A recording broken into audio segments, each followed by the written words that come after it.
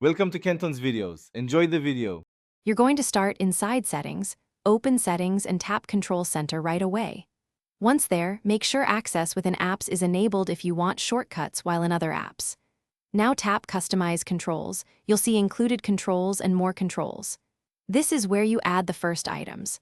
Locate the control you want, like timer, camera, or shortcuts, and tap the green plus to add it to your control center.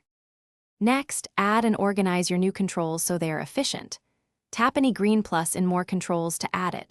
Once added, it moves to Included Controls.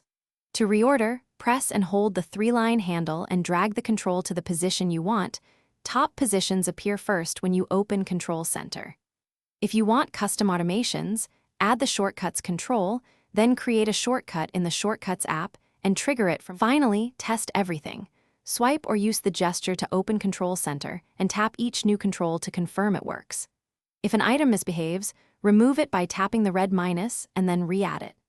Make sure to reorder for quick access and verify the shortcuts you expect are saved in the Shortcuts app. If a control doesn't appear, restart your device, install any pending iOS updates, and check restrictions or screen time settings that may block controls.